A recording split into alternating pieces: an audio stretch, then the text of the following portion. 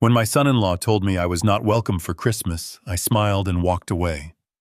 I got in my car, drove to the end of the block, and made exactly one phone call. By New Year's Day, their mortgage payments were canceled because I was the bank, and the bank was closed for business.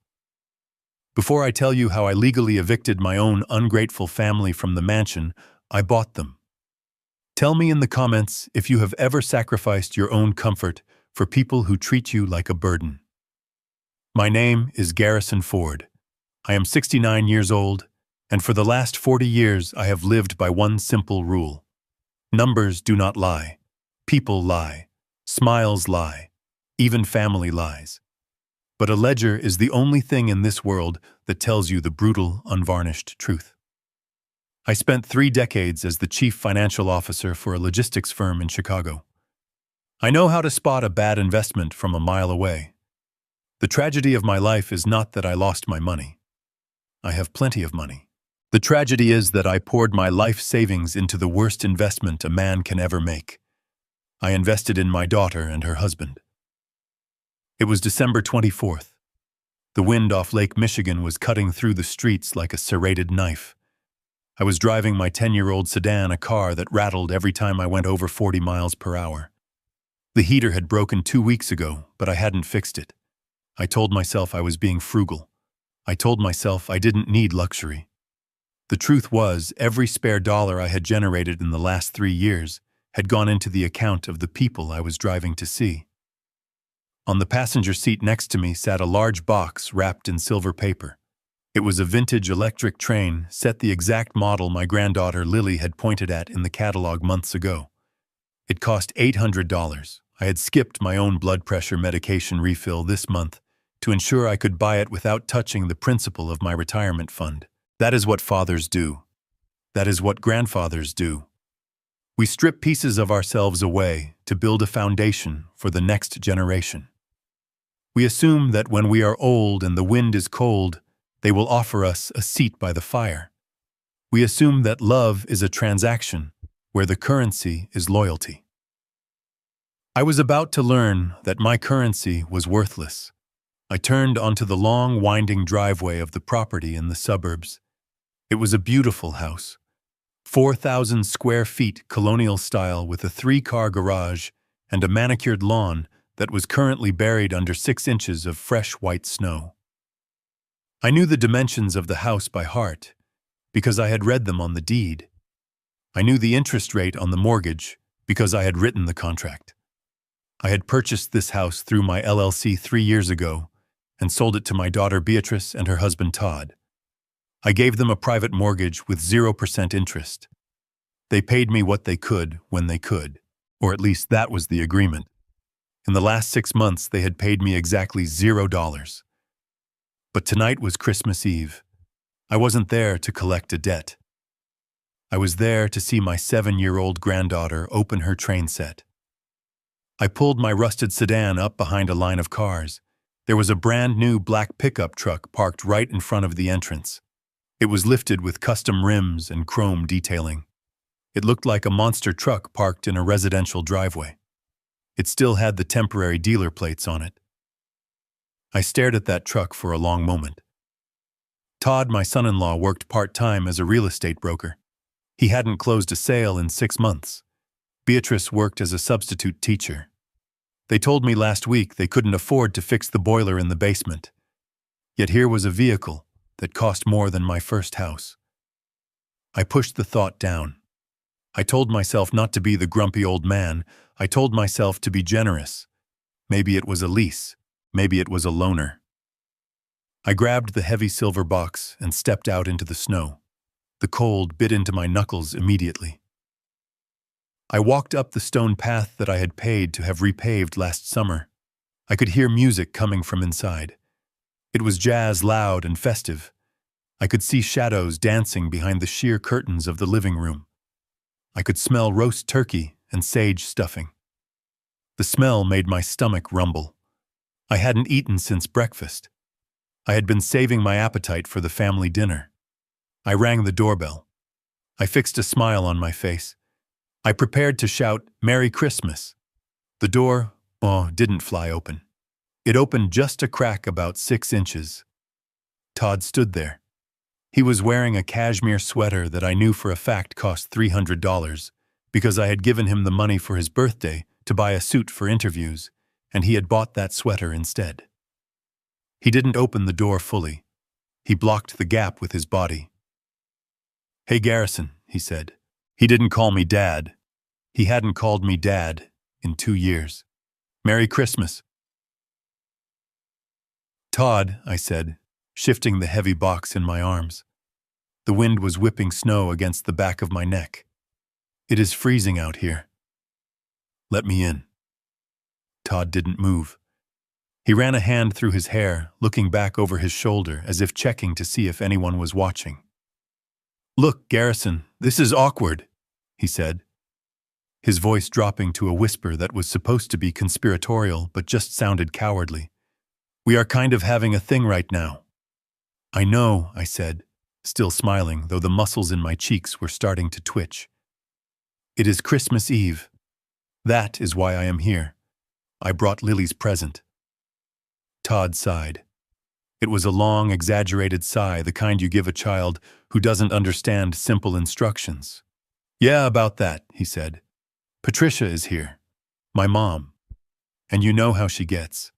She says you make her uncomfortable. She says you are always judging us, looking at the furniture, asking about the bills. We just wanted a relaxed night. A private family night." The words hung in the freezing air between us. Private family night. I looked past his shoulder. I could see the hallway. I saw lights. I saw a waiter walking by with a tray of champagne flutes. A waiter. They had hired catering. "Todd," I said, my voice staying calm, though my heart had started to hammer a strange rhythm against my ribs. "I drove 40 minutes in a blizzard. I have a 20-pound box in my arms. Are you telling me I cannot come inside the house that I pay for?" Todd's face hardened. The mask of polite awkwardness slipped, revealing the arrogance underneath. "It is our house, Garrison," he snapped. "Beatrice and I are on the deed. Just because you helped us with the financing doesn't mean you own our lives. You can't just show up unannounced and expect us to drop everything. It is rude." "I wasn't unannounced," I said. "I come every year. It is tradition." "Not this year," a female voice cut in. Todd stepped aside slightly, and there she was. Patricia, Todd's mother. She was 60 years old, but dressed like she was 25 in a tight red dress that clashed with her heavy makeup. She was holding a crystal wine glass filled with dark red liquid. I recognized the bottle on the hallway table behind her. It was a Chateau Margaux, a vintage I had given Beatrice for her 10th wedding anniversary, telling her to save it for a truly special occasion. They had cracked it open for a party I wasn't invited to. "Oh, Mr. Ford," Patricia said, her voice dripping with fake sympathy. "You look positively frozen. But really, you should have called. We have guests, important guests, people from Todd's crypto investment group. We can't have you sitting there asking them for their W-2 forms and depressing everyone with your talk about savings bonds and inflation. It is a celebration, not a funeral." I looked at her. I looked at the wine glass. Then I looked deeper into the house. "Beatrice," I called out. My daughter walked into the hallway. She didn't look at me. She looked at her shoes. She was wearing a pearl necklace that had belonged to my late wife, her mother. My wife had made me promise on her deathbed that I would always take care of our little girl. I had kept that promise. I had broken my back keeping that promise. "Beatrice, I said, my voice cracking just a little. "Beatrice, tell your husband to open the door." Beatrice bit her lip. She looked at Todd, who was glaring at her. Then she looked at Patricia, who raised an eyebrow, daring her to speak. Finally, she looked at me. Her eyes were wet, but her chin was set in a stubborn line. "Dad, please," she whispered. "Just go. Don't cause a scene. You know how stressed Todd gets. He is on the verge of a big breakthrough with his business. He needs this networking night. Just leave the present on the porch. We will tell Lily you stopped by. Leave the present on the porch, like I was a delivery driver. Like I was an Amazon courier, not the man who had paid for the porch, the door, the roof, and the heat that was currently keeping them warm while I stood in the snow. A silence stretched out. It was louder than the wind, louder than the jazz music. It was the sound of a cord snapping, an invisible umbilical cord that had tethered me to this house and these people for 3 decades, finally severed. I didn't scream. I didn't cry. I didn't beg. A strange calm washed over me.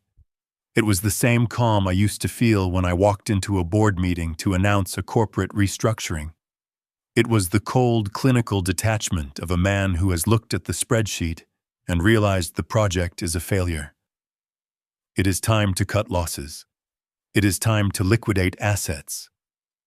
I understand, I said. Todd looked surprised. He had expected a fight. He had expected me to yell so he could play the victim and call the police. You do? Todd asked. Yes, I said. You want privacy. You want to be the man of the house. You want to host your investors without the old man hovering over you. I completely understand. I bent down and placed the silver box on the welcome mat. The snow immediately began to wet the bottom of the wrapping paper. Give Lily my love, I said. Good night, Garrison, Patricia chirped, taking a sip of my wine. Drive safe. The roads are treacherous for seniors. Todd slammed the door. I heard the lock click. Then I heard the deadbolt slide home. I stood there for 5 seconds, staring at the wood grain of the door. I remembered the day I bought that door. I remembered writing the check for $3,000 because Beatrice wanted solid mahogany. I turned around and walked back to my car. The wind was hitting my face directly now, but I didn't feel it. I didn't feel the cold at all. I felt a fire burning in my stomach, a clean, white-hot fire of absolute clarity. I got into my sedan. The engine groaned before turning over. I sat in the dark, my hands gripping the freezing steering wheel. I looked at the house one last time. I saw the silhouette of Todd in the window, laughing, raising a glass. He thought he had won. He thought he had banished the nuisance. He had no idea he had just evicted himself. I pulled my phone out of my pocket. It was 7:30 on Christmas Eve. Most lawyers were at home with their families. But Ross wasn't most lawyers. Ross was a shark I had kept on retainer for 20 years. He didn't have a family. He had billable hours. I dialed his number. He picked up on the second ring. Merry Christmas, Garrison Ross, said his voice sounding bored. To what do I owe the pleasure, Ross? I said. My voice didn't sound like my own. It sounded like metal grinding on stone. I need you to open the file on the Ford Family Trust and the LLC property at 42 Oak Creek Drive. There was a pause on the other end. Ross knew that file. He had drafted it. Is everything okay, Garrison? No, I said. Everything is perfect. But I want to activate Clause 13. Clause 13. Ross asked, his tone shifting from bored to sharp. Garrison, that is the nuclear option. That is the acceleration clause. If you trigger that, you are demanding full repayment of the principal immediately. You are claiming breach of contract. I know what it is, I said, watching the lights of the mansion twinkle in the night. I wrote it. You need cause, Garrison Ross warned. You can't just call a note due because they didn't invite you to dinner. You need proof of financial mismanagement or unauthorized use of the collateral. I have cause, I said. I saw a truck in the driveway, Ross, an $80,000 truck, and I know for a fact they haven't paid property tax in 2 quarters because I got the notice last week and paid it myself to avoid a lien. That is a start, Ross said. I can hear the clicking of his keyboard in the background. But to make it stick, to really nail them to the wall, we need a full audit. We need to prove they are misappropriating the funds you gave them for maintenance and the grandchild's education. Then do it, I commanded. I want a forensic audit of every dime I sent them in the last 36 months. I want you to pull their credit reports. I want to know where every cent of the equity line of credit went. And Ross, yes. I want the foreclosure paperwork drafted by tomorrow morning. I want it on my desk when I walk in. Garrison Ross said softly. It is Christmas. I know, I said. I looked at the house where my daughter was drinking my wine, and my son-in-law was laughing at my expense. Merry Christmas, Ross. Execute the order. I hung up the phone. I put the car in gear. As I drove away, leaving the warm glow of the mansion behind in the rearview mirror, I didn't feel lonely. I felt powerful. They wanted a life without me, fine. I would give them exactly that. But first I was going to teach them a lesson about economics that they would never forget. The free ride was over, and the bill was coming due. Christmas morning in Chicago is usually a symphony of church bells and children laughing. But on the 25th floor of the Ford Holdings building, the only sound was the hum of the central heating system and the rhythmic scratching of a fountain pen on paper. I stood by the floor-to-ceiling window, looking down at the empty streets. The city looked like a model set covered in gray slush. It was 8 in the morning. I should have been drinking hot cocoa. I should have been helping Lily assemble the tracks for her new train set. Instead, I was drinking black coffee that tasted like battery acid and staring at the back of my lawyer's head. Ross sat at the mahogany conference table. He had not shaved. He was wearing a wrinkled dress shirt with the sleeves rolled up, and he looked like a man who had been awake all night hunting. The table usually reserved for board meetings and mergers was buried under a blizzard of bank statements, credit reports, and printed emails. It was a crime scene, and the victim was my bank account. I turned away from the window and walked to the table. The silence in the room was heavy. Ross didn't look up. He just slid a single piece of paper across the polished wood. It stopped right at the edge, waiting for me. Read it, Ross said, his voice rough from lack of sleep. But brace yourself, Garrison. You are not going to like it. I picked up the paper. It was a transaction history for the account labeled Lily Education Trust. I had established this fund 3 days after my granddaughter was born. Every month, like clockwork, an automatic transfer of $2,000 went from my personal savings into this trust. By my calculations, there should have been nearly $200,000 in there, factoring in the compound interest I had secured through low-risk municipal bonds. I looked at the balance at the bottom of the page. 0. Not a single cent. I felt a coldness spread through my chest that had nothing to do with the winter outside. My hands didn't shake. They froze. I looked at the withdrawal column. It wasn't one lump sum. It was a slow, steady bleed. 5,000 here, 10,000 there. The descriptions were vague. Miscellaneous expenses, consulting fees, administration costs. Who authorized this? I asked, my voice barely a whisper. I am the trustee. I am the only one who can sign for this. Ross finally looked up. His eyes were red-rimmed. They forged your signature, Garrison. Or rather, Todd did. He used a digital signature stamp that he must have copied from one of your old real estate closing documents. It is clumsy amateur work.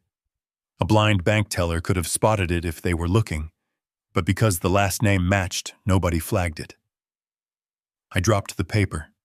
It fluttered to the table like a dead leaf. That money was her future. That was her college tuition. That was her safety net.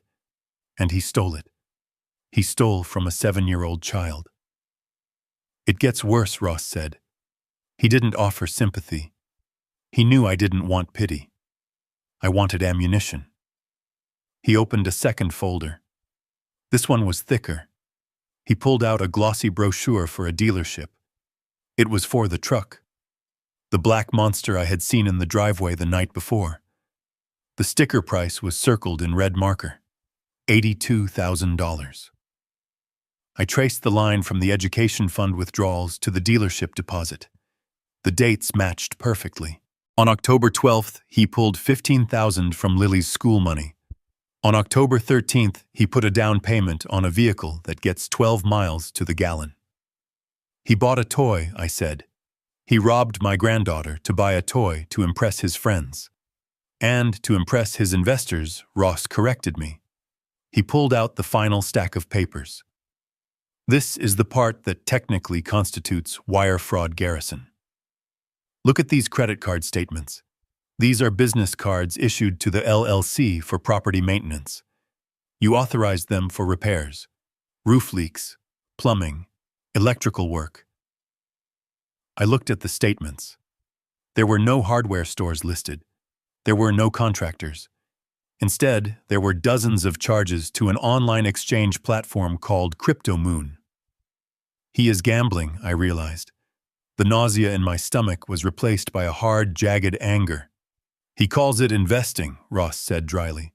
Todd has been funneling maintenance funds and the education trust into a speculative cryptocurrency that has lost 60% of its value in the last 3 months. He thinks he is a day trader. He thinks he can earn it all back before you notice. He is betting the house, Garrison. Literally. I sat down in the leather chair opposite Ross. I closed my eyes for a moment. I saw Todd's face. I saw his smug smile as he blocked the door. I saw Patricia sipping my wine. They weren't just ungrateful, they were parasites. They had looked at my kindness and seen a weakness to be exploited. They had looked at my silence and mistaken it for ignorance. How much, I asked. Give me the total damage. Ross tapped his calculator. Including the education fund, the unauthorized credit card debt, and the unpaid property taxes. I found this morning the total misappropriation is $240,000. That is not including the mortgage principal. $250,000, I repeated. I stood up. The fatigue was gone. The shock was gone. I felt sharp. I felt dangerous. I buttoned my coat. Where are you going? Ross asked, though I think he already knew. I am going to lunch, I said. I checked my watch. It is almost noon. They will be sitting down to roast turkey and stuffing. They will be raising glasses to their success. They will be talking about how they successfully kept the old man out in the cold. Ross stood up and handed me a thick manila envelope. It was heavy. It contained the audit summaries, the evidence of forgery, and the foreclosure notice he had drafted at 4 a.m. Do not lose your temper, Garrison Ross warned. If you hit him, we lose the moral high ground. If you scream, he records it and plays the victim. I took the envelope. I tucked it under my arm. It felt like a weapon. I am not going to hit him, Ross. I am a businessman. I don't get mad. I get even. I walked to the elevator. The doors slid open with a soft chime. I stepped inside and pressed the button for the lobby. As the numbers counted down, I adjusted my tie in the reflection of the metal doors. I didn't look like a grandfather anymore. I looked like the CFO who used to fire incompetent managers without blinking. I walked out into the cold Chicago air. The snow was still falling, covering the city in a blanket of white. It was beautiful. It was silent. It was the perfect day for an eviction. I got into my car and turned the key. The engine roared to life. I wasn't bringing a train set this time.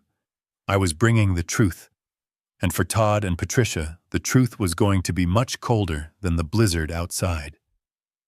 The drive back to the house at 42 Oak Creek Drive took exactly 35 minutes. I did not speed. I did not run any red lights.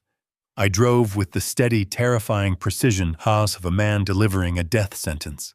The snow had stopped falling, leaving the world bright and blindingly white. But inside my car, the air was heavy with the weight of the manila envelope sitting on the passenger seat. It was 1 o'clock in the afternoon. Lunchtime. I pulled into the driveway. The black monster truck was still there, parked diagonally across 2 spaces as if it owned the pavement. I parked my rusted sedan right behind it, blocking it in. If Todd wanted to leave in his new $80,000 toy, he was going to have to go through me first. I walked up the path. I didn't ring the doorbell this time. I didn't knock. I reached into my pocket and pulled out a key. It was a master key, the kind landlords keep for emergencies. And this was an emergency, a moral emergency. I turned the lock. The mechanism clicked smoothly. I pushed the door open and stepped into the warmth of the hallway. The house smelled of roasted turkey sage stuffing and expensive red wine. It was the smell of a celebration I had paid for, but was forbidden to taste. I could hear them in the dining room. The clinking of silverware against china. The sound of liquid being poured. Laughter. I walked down the hallway. My footsteps were muffled by the thick Persian runner rug I had bought 3 Christmases ago. I stopped at the archway of the dining room and just watched them for a moment. They looked like a picture from a magazine. Todd sat at the head of the table carving the turkey with an electric knife. Patricia was to his right, her face flushed with wine, laughing at something he had said. Beatrice sat opposite her, looking tired, but forcing a smile. And there, at the far end of the table, was an empty chair. My chair. Todd was the first to see me. The electric knife slipped screeching against the ceramic platter. The noise cut through the laughter like a guillotine blade. Garrison Todd said, his voice a mixture of surprise and annoyance. "What are you doing here? I thought we made it clear. This is a private lunch." I didn't answer. I walked to the table. I didn't look at Beatrice. I couldn't look at her yet. If I looked at her eyes and saw the fear there, I might lose my resolve. I kept my eyes fixed on Todd. I walked until I was standing right next to him. He was still holding the carving knife, looking up at me with that arrogant tilt of his chin that always made my hands itch. "You forgot something," I said. I raised the manila envelope and let it drop. It hit the center of the table with a heavy, dull thud, knocking over a crystal salt shaker.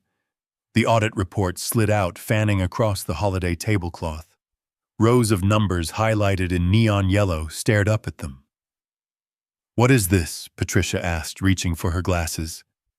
"Is this another lecture on budgeting, honestly, Garrison, on Christmas Day? You really are a joy kill."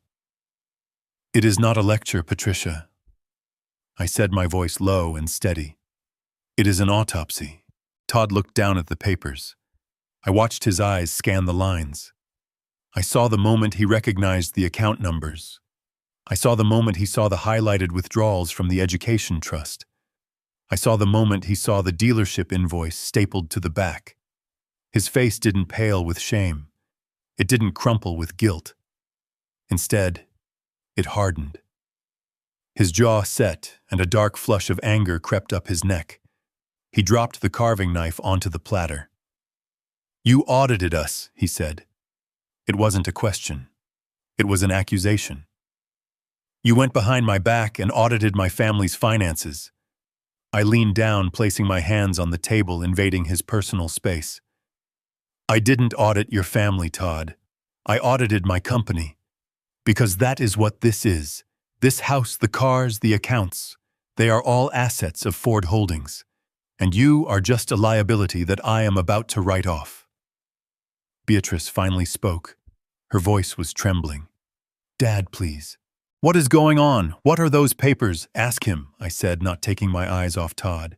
"Ask your husband where Lily's college fund went. Ask him why a 7-year-old girl is paying for a truck that gets 12 miles to the gallon. Ask him about the $60,000 sent to a crypto exchange in the Cayman Islands." Beatrice turned to Todd. She looked terrified. "Todd, is that true?" The college money. Todd stood up abruptly, his chair scraping loudly against the floor. He threw his napkin onto the table. "Oh, stop it!" Todd shouted, waving his hand dismissively. "Stop acting like it is a crime. It is asset management, Beatrice. I moved the capital. I reallocated resources.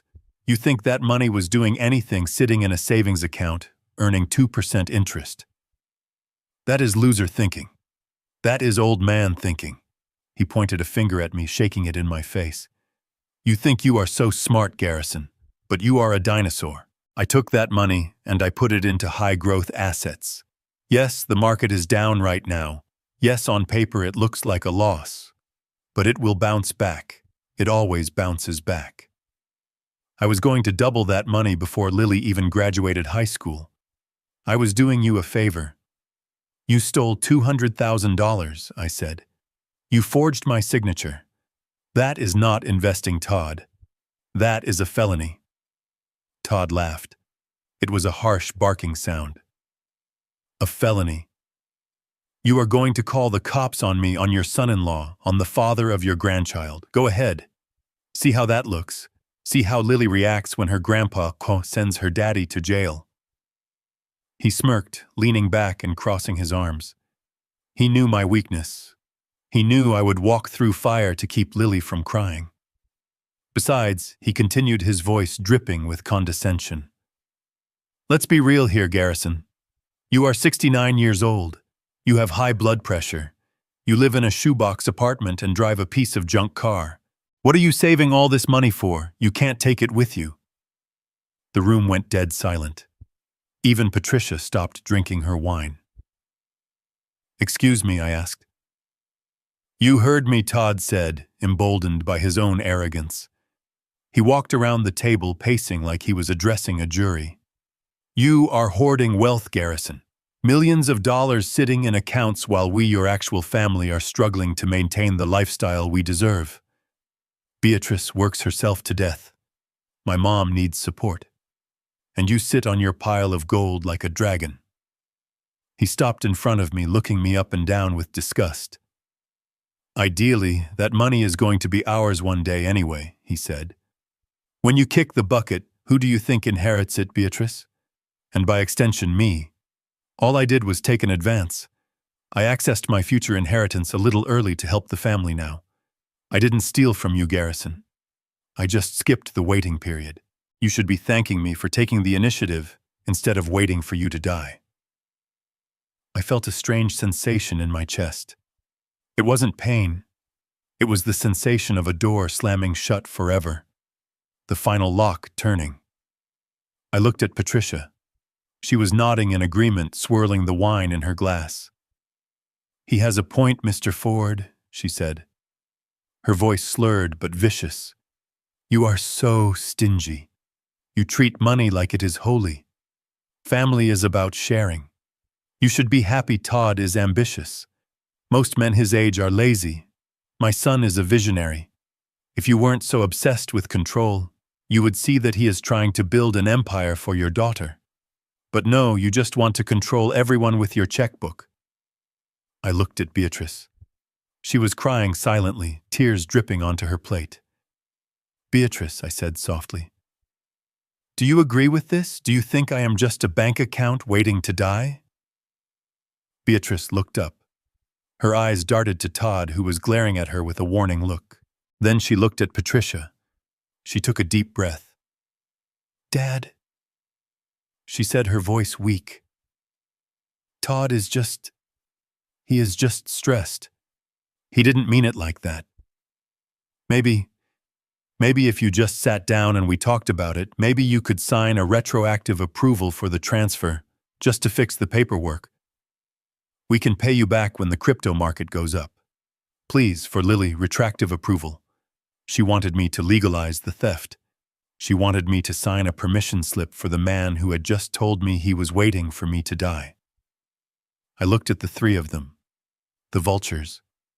They were well-fed, well-dressed, and warm in the house I paid for, eating the food I paid for, drinking the wine I paid for. And they hated me for it. They hated me because my existence reminded them that they were not successful. They were just parasites feeding on a host. I picked up the manila envelope from the table. I slowly put the audit papers back inside. You are right, Todd, I said. My voice was calm, terrifyingly calm. I am old. I don't need all this money. I don't need this stress. Todd's face lit up. He thought he had won. He thought he had bullied the old man into submission. Exactly. he exclaimed, clapping his hands. See, I knew you would see reason. We are family Garrison. Money is just paper. Relationships are what matter. Yes, I said. Relationships are what matter. And this relationship is over. I turned to leave. Wait, what? Todd asked, his smile faltering. I stopped at the doorway and looked back. You said you took an advance on your inheritance, Todd. You said the money would be yours eventually anyway. Well, I have news for you. I am rewriting the timeline. I pulled a second document from my coat pocket. It wasn't in the envelope. It was a single sheet of paper. A foreclosure notice. I didn't hand it to them. I placed it gently on the sideboard next to the expensive vase. You have 72 hours, I said. 72 hours for what Patricia asked, her voice shrill. To pay back every single penny of the $240,000, I said. Or to get out of my house. This is our house, Todd screamed, his face turning purple. Read the contract, Todd, I said, buttoning my coat. You triggered the acceleration clause when you took out a second mortgage behind my back. You defaulted. The bank is calling in the loan. And like I said, I am the bank. I walked out of the dining room. Behind me, I heard the sound of a glass shattering against the wall and Todd screaming my name. Garrison. You come back here. You can't do this. It is Christmas. I walked out the front door and into the cold, clean air. I didn't look back. I got into my car and drove away. I had ruined their lunch. I had ruined their Christmas. And in 3 days, I was going to ruin their lives. But as I drove through the snow for the first time in years, I didn't feel the crushing weight of obligation.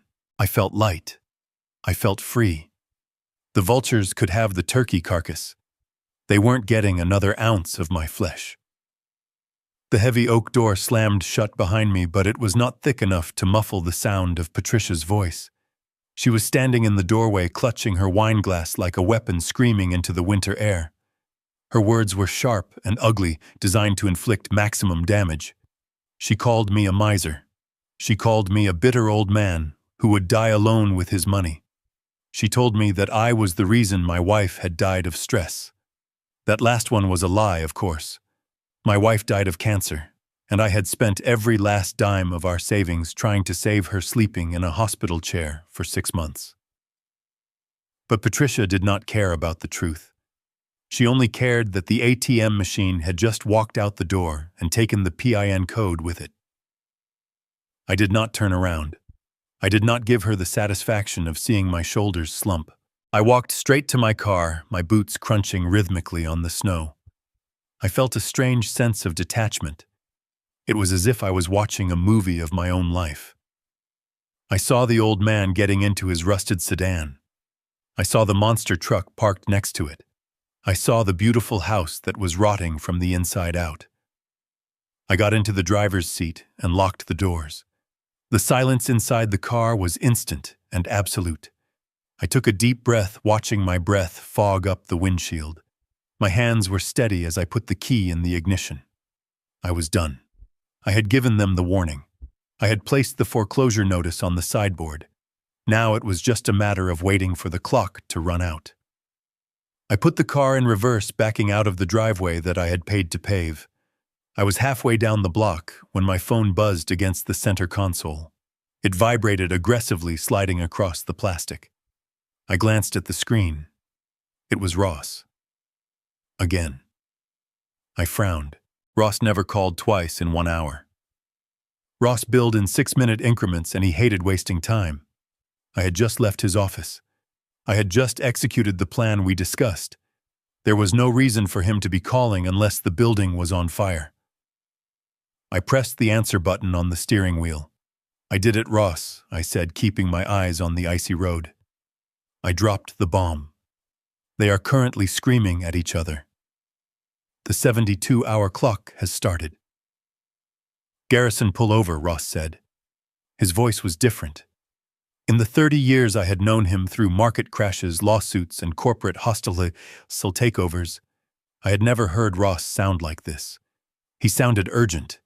He sounded almost frightened. "I am driving Ross. I just want to go home and pull the car over." Garrison Ross barked. "Now. You need to hear this sitting down." I hit the brakes. The car skidded slightly on a patch of black ice before coming to a rest against the curb. I put it in park. My heart started to beat a slow, heavy rhythm against my ribs. "I am pulled over," I said. "What is it? Did they call you?" "No," Ross said. He was typing furiously in the background. "After you left, I decided to run one last deep dive search on the property title. I wanted to make sure there were no mechanics liens or unpaid contractor bills that could complicate the foreclosure. I dug into the county clerk's daily filings. The digital records just updated 10 minutes ago. And I asked. Garrison Todd didn't just raid the trust fund," Ross said. He paused and I could hear him take a sharp breath. "He took out a second mortgage." I stared at the gray dashboard of my car. I tried to process the words, but they didn't make sense. "That is impossible," I said. "I hold the first mortgage. The deed has a restrictive covenant. He cannot encumber the property without my written consent. No reputable bank would lend him a dime in second position without contacting me first." "It wasn't a bank," Ross said grimly. "It was a private lender, a company called Apex Capital Solutions." I looked them up. "They are a predatory lender, Garrison. They specialize in high-risk bridge loans, hard money. They charge 18% interest, and they don't check with the primary lien holder because they don't care. They just file a lien against the title and hope to get paid when the house sells." I felt the blood drain from my face. "How much?" I asked. $150,000, Ross answered. "He signed the papers 3 days ago. The funds were wired yesterday." I closed my eyes. The pieces of the puzzle slammed together with a sickening crunch. The $80,000 truck. The sudden confidence. The catering. The arrogance. Todd wasn't just spending the stolen trust fund money. He had cashed out the equity in the house. My house. "He bet the house," I whispered. "He literally bet the house." "Garrison, listen to me," Ross said, his voice sharp and focused. "This changes everything. This isn't just a breach of contract anymore. This is a catastrophe for him, but it is a golden ticket for us." "Explain," I said, though my mind was already racing ahead, connecting the legal dots. "Your private mortgage note has a standard clause," Ross said. Clause 4, Section B, the due on sale or encumbrance clause. It states that if the borrower places any additional liens on the property without the lender's permission, the entire loan becomes immediately due and payable. Not in 72 hours. Immediately. "I know the clause," I said. "I wrote it to protect the asset." "But it gets better," Ross continued. "Because this Apex Capital loan is predatory, it classifies the property as distressed. By signing that document, Todd has technically engaged in title fraud because he represented to Apex that he had the authority to leverage the home. He didn't just break your contract. He broke the law again." "So I can take it now," I said. "Right now," Ross confirmed. "You don't have to wait for the 3-day notice to cure. You don't have to wait for missed payments. The moment that lien hit the county record, he defaulted. You can change the locks today. You can call the sheriff today." I looked out the window. Snow was starting to fall again, soft and silent. I thought about Beatrice. I thought about my granddaughter Lily sleeping in her room, completely unaware that her father had just sold the roof over her head to a loan shark for a pickup truck and some digital coins. If I foreclose now, I asked, what happens to the Apex loan? "That is the best part," Ross said, and I could hear the cold smile in his voice. "You are the primary lien holder. You are in the first position. When you foreclose, you wipe out all junior liens. Apex Capital loses their claim on the house. They will have to go after Todd personally for the money. They will garnish his wages. They will seize his assets. They will seize that truck. But they cannot touch the house. You get the property back free and clear. I sat there for a long moment. I realized that Todd had not just dug his own grave. He had jumped into it, poured the concrete, and handed me the shovel. He had been so greedy, so desperate to look rich, that he had destroyed his only safety net. He thought he was smart, I said softly. He thought he could leverage my asset to make himself rich and then pay me off before I noticed. He is a fool, Garrison Ross said, but now he is a dangerous fool. If he has $150,000 in cash sitting in an account somewhere, he might try to run. Or he might try to hide it. We need to move fast.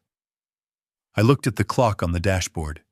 It was 1:30 in the afternoon on Christmas Day. Prepare the writ of possession, I said. Call the sheriff's civil division. I know the captain. Tell him it is an emergency eviction based on criminal fraud and destruction of collateral. On Christmas, Ross asked. Especially on Christmas, I said. I hung up the phone. I didn't drive away. I sat there gripping the steering wheel until my knuckles turned white. The anger was gone.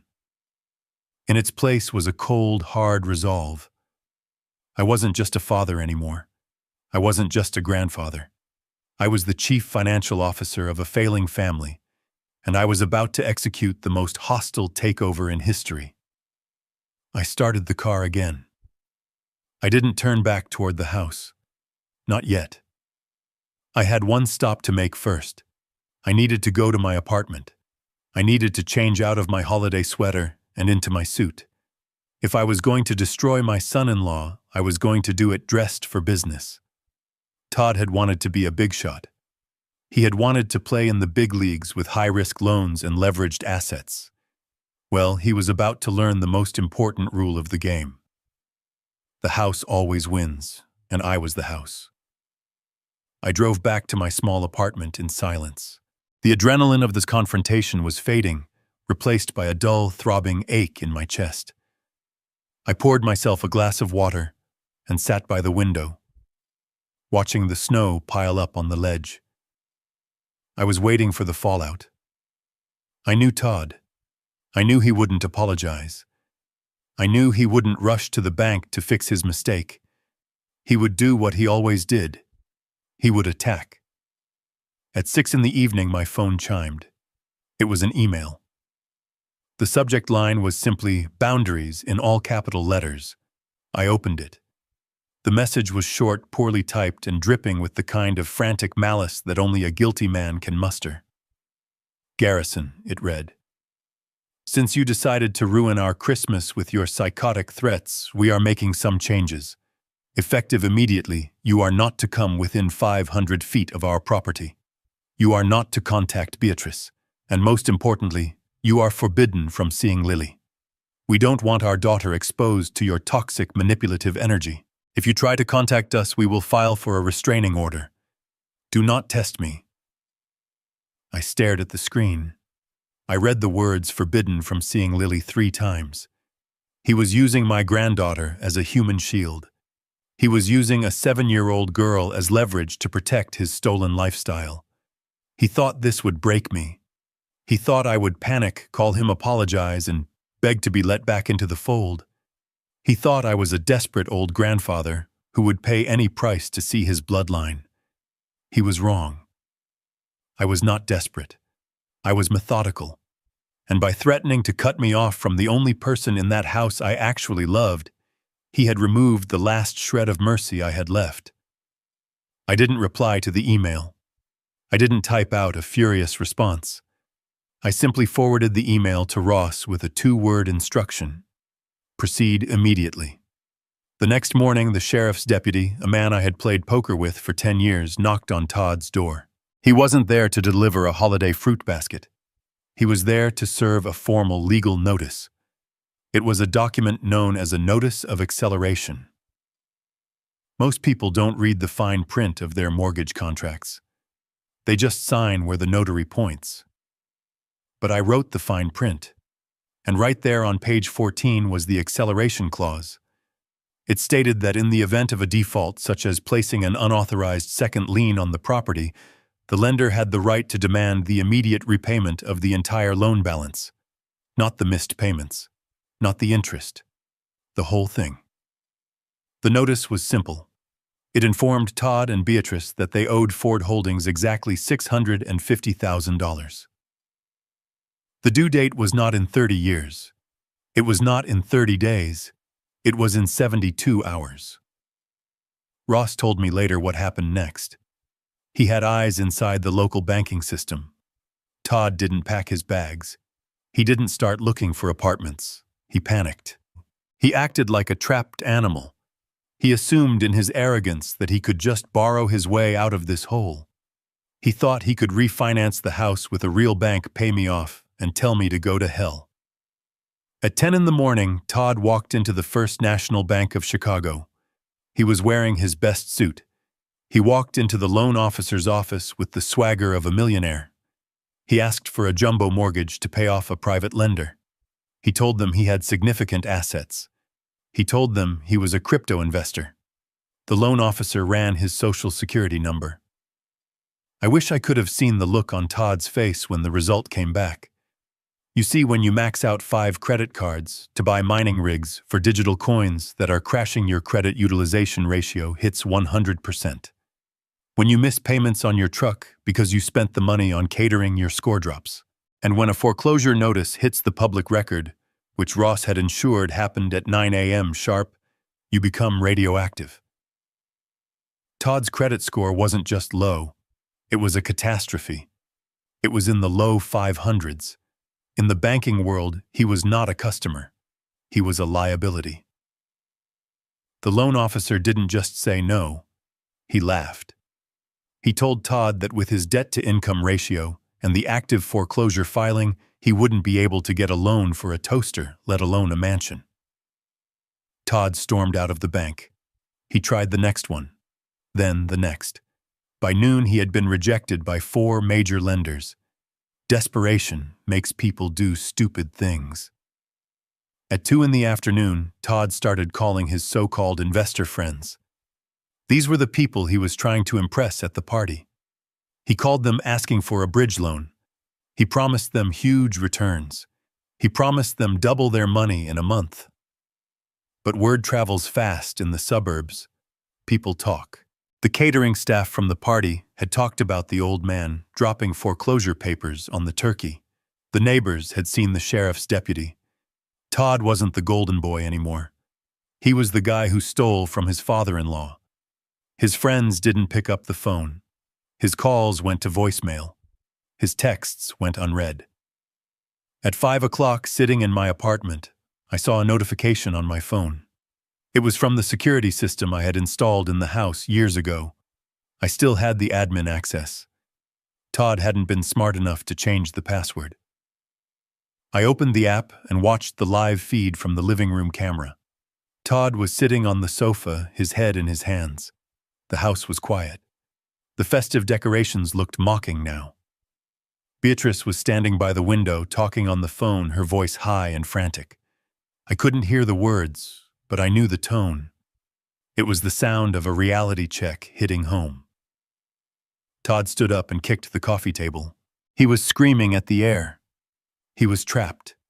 He had 72 hours to find $250,000, and his pockets were full of lint and worthless crypto coins. I watched him for a minute longer, then I closed the app. I walked to my desk and picked up a framed photo of Lily. She was smiling, holding an ice cream cone. "I am coming for you, sweetheart," I whispered to the photo. "Grandpa is just taking out the trash first." I went to bed early that night. I slept like a baby. I knew that across town in the master bedroom I had paid for Todd was staring at the ceiling, listening to the clock tick, tick, tock. Every second was bringing him closer to the sidewalk, and there was absolutely nothing he could do to stop it. The text message I sent to Beatrice was simple. It said, "Meet me at the diner on 4th Street. Come alone. If you bring him, I leave." She didn't reply, but I knew she would come. Beatrice was many things: anxious, manipulated, tired, but she was also curious. She needed to know if there was a way out of the mess her husband had created. She needed to know if her father was really the monster Todd claimed I was. I arrived 20 minutes early. The diner was a relic from the 50s, smelling of burnt coffee and maple syrup. It was the place I used to take her for pancakes after her piano recitals when she was a little girl. Back then, her biggest worry was missing a note in a Mozart sonata. Now her biggest worry was losing the roof over her head. I sat in a booth in the back facing the door. On the table next to my black coffee sat a manila envelope. It was thinner than the financial audit I had dropped on their Christmas lunch. This one didn't contain spreadsheets. It contained pictures. When Beatrice walked in, my heart broke a little. She looked 10 years older than she had just 2 days ago. Her eyes were swollen, rimmed with red, and she wasn't wearing makeup. She was wearing a heavy coat that looked too big for her, as if she was trying to hide inside it. She scanned the room, saw me, and hesitated. For a split second, I saw the little girl who used to run into my arms. Then the wall came up. She straightened her spine, put on her defensive mask, and walked toward the booth. She sat down without taking off her coat. She didn't order anything. She just looked at me with a mixture of anger and exhaustion. "Todd says you are bluffing," she said. Her voice was flat. "He says you can't foreclose in 3 days. He says his lawyer is going to file an injunction." "Todd doesn't have a lawyer," Beatrice said gently. "Todd has a search history on LegalZoom, and I am not bluffing. The sheriff is already scheduled for the eviction." She flinched. The word eviction hit her like a physical blow. "Why are you doing this, Dad?" she whispered, and her voice cracked.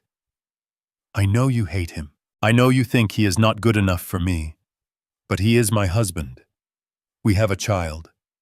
You are going to put your own granddaughter on the street just to prove a point, just to say I told you so." I took a sip of my coffee. It was cold. "I am not putting you on the street," I said. "I am getting you out of a burning building.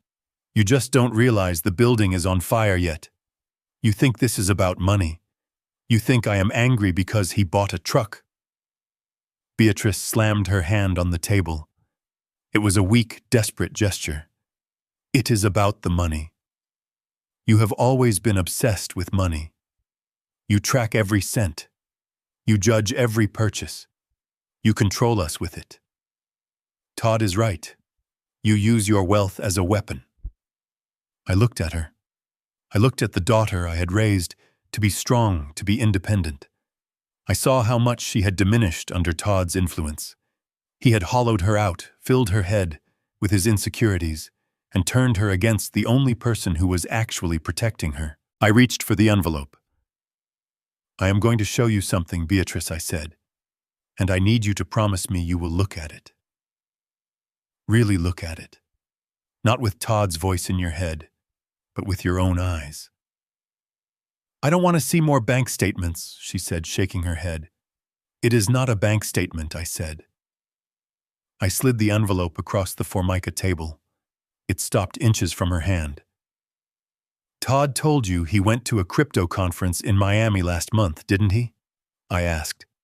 "He said it was a networking event for high net worth investors. He said that was why he needed to withdraw $15,000 from the joint account." Beatrice froze. Her hand hovered over the envelope.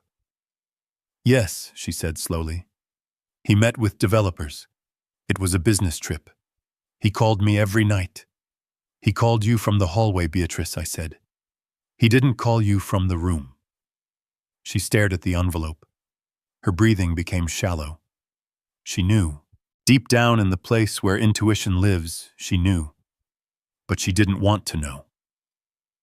"Open it," I commanded softly. She opened the clasp with trembling fingers. She pulled out the stack of photographs.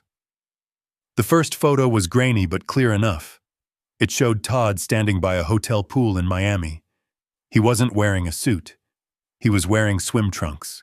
And he wasn't talking to developers. He was applying sunscreen to the back of a woman. She was young, she was blonde, and she was definitely not an investor. Beatrice made a small, choking sound. She shuffled to the next photo. Todd and the woman at a dinner table holding hands. Todd kissing her neck in a club. Todd buying her a necklace at a jewelry store. I watched my daughter's face crumble. The defensive mask fell away, leaving only raw, naked pain. She dropped the photos as if they were burning her skin. "Who is she?" she whispered. "Her name is Vanessa," I said. "She is 22. She is a bottle service waitress at the club where Todd claims to have meetings." Beatrice put her head in her hands. Her shoulders shook. "It was just a fling," she sobbed. "Men make mistakes. He loves me. He told me he was doing this for us. He said the stress of the business was getting to him." I reached across the table and took her hand. It was ice cold. "Beatrice, look at the last document in the envelope," I said. She shook her head. She didn't want to see any more. "Look at it," I insisted. "This is the most important part." She pulled out the last piece of paper. It was a credit card receipt. A copy of the bill from the jewelry store in Miami. The receipt for the diamond necklace in the photo. "Look at the card number used for the purchase," I said. Beatrice wiped her eyes and squinted at the paper. "It ends in 4588, she read. "Does that number look familiar?" I asked. She frowned. She pulled her wallet out of her purse. She dug through her cards until she found a blue debit card. The one with a picture of a graduation cap on it. The one labeled Lilly Education Trust. She looked at the card. Then she looked at the receipt. 4588. The silence in the diner was absolute. The clattering of dishes in the kitchen faded away. The traffic outside disappeared. There was only the sound of a mother realizing that her husband hadn't just cheated on her. He had stolen from her child to pay for it. "He bought his mistress a diamond necklace with Lily's college tuition," I said. My voice was low, but it carried the weight of a judge's gavel. "He didn't just betray you, Beatrice. He robbed your daughter to impress a stranger." Beatrice stared at the card. Her face went pale, then white, then a terrifying shade of gray. The sorrow in her eyes evaporated, replaced by something else. Shock. Horror. And then finally rage. "He told me that money was for a seminar fee," she whispered. "He told me he was investing in his education, to build a future for Lily. He was investing in a 22-year-old in South Beach," I said. Beatrice crumpled the receipt in her fist. She squeezed it so hard her knuckles turned white. "He swore on Lily's life," she said, her voice shaking with a fury I had never heard before. "When I asked him about the withdrawal, he looked me in the eye and swore on our daughter's life that it was for business." I squeezed her hand. "He is a liar, Beatrice. He is a thief. And he is a narcissist who will drag you and Lily down with him until there is nothing left. He has already lost the house. He has lost his reputation. Do not let him lose your soul, too." Beatrice looked up at me. Tears were streaming down her face, but her jaw was set. She looked like me now. She looked like a Ford. "What do I do, Dad?" she asked. "I have nowhere to go." "The house. You are taking the house." "I am taking the house from him," I corrected. "I am evicting him, but I would never leave my family in the cold." I reached into my pocket and pulled out a set of keys. They were not for the mansion. They were for a townhouse in a quiet, safe neighborhood 3 towns over.